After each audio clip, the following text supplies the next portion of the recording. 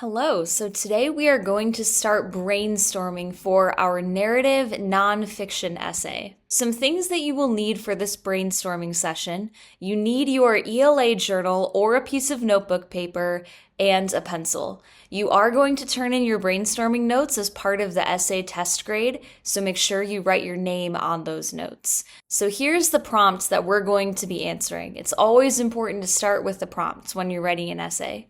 We're going to write a nonfiction narrative in which you tell about a real life experience that answers the question, when did a challenge lead to a triumph? Begin by giving your reader background about the experience.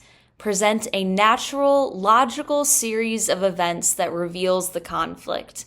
Add dialogue and descriptive narration to allow your reader to experience the story. Conclude by reflecting on the importance of the experience. I know this doesn't seem natural because we don't think of our lives the way that we think of a fiction book, but we're going to be following a similar plot. So before we get into all of the other parts of this prompt, I want you to just start thinking about different obstacles that you have faced in your life. I'm going to do this with you. I'm going to think of as many ideas as I can of different obstacles that I have faced in my life. So go ahead and pause this video and set a timer on your phone for 2 minutes and write as many things down as you can.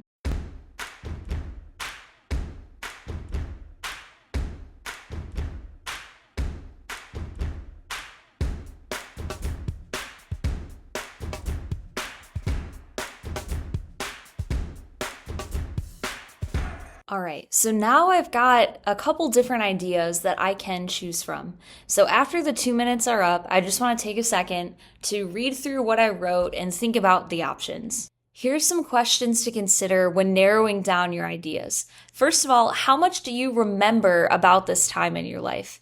When we're writing a narrative nonfiction essay, it's okay to make up some of the details if we don't remember everything that happened. However, we still want to choose something that we remember well so we can add a lot of imagery and a lot of sensory details.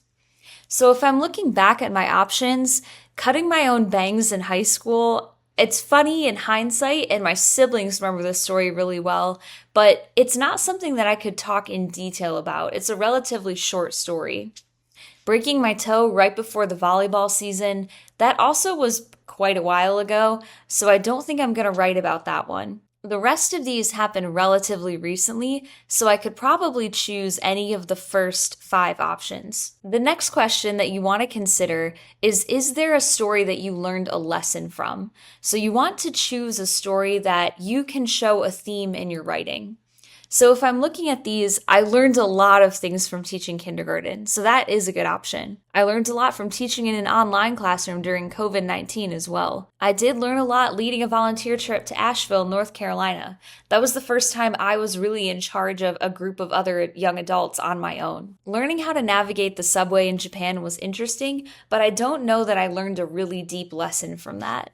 Same with hitchhiking, and same with breaking my toe and cutting my own bangs. Finally, is this a story that you can tell in detail? Your essay should include dialogue and your thoughts and feelings during the story. So choose a story that you remember conversations that happened. If I'm looking at these 3, I could probably talk about teaching kindergarten for the first time in Seoul. I remember a lot of the conversations that I had with my co-teachers and with my boss as well. So that could be a good story to choose. And finally, if you're still caught between several options, try sketching a photo of each one. Whichever story you enjoy drawing the most might be the one that you enjoy writing the most as well. Finally, hold on to your ideas, don't throw your notes away.